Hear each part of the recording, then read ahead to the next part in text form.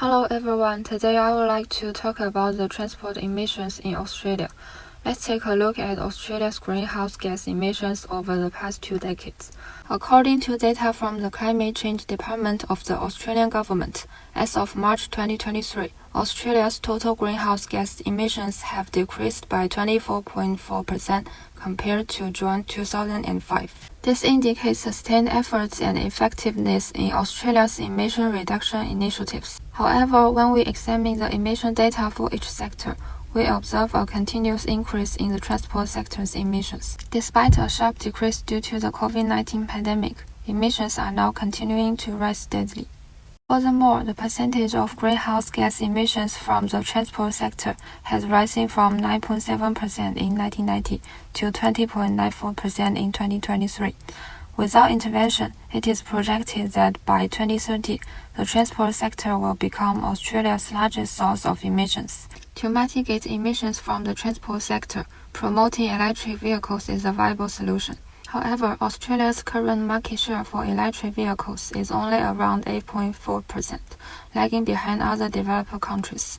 For instance, Norway, with the highest electric vehicles market share, has reached 88%. Thus, there is substantial room for improvement in Australia. Some Australians are very supportive of the promotion of electric vehicles, but some people have raised doubts that electric vehicles need electricity, and electricity generation also produces greenhouse gas emissions, which is not necessarily less than the emissions of gasoline cars. Nevertheless, the data indicates that over the entire life cycle, fully electric vehicles often produce significantly fewer emissions than traditional gasoline vehicles.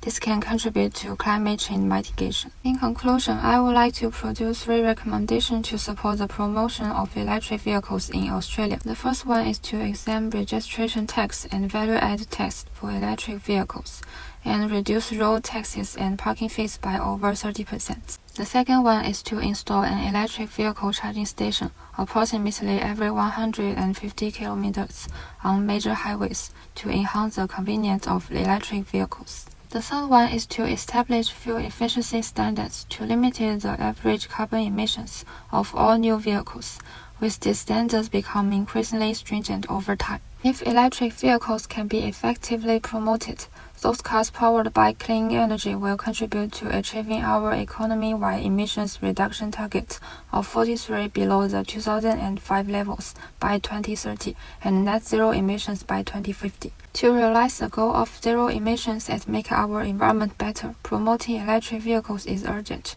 Let's take action now.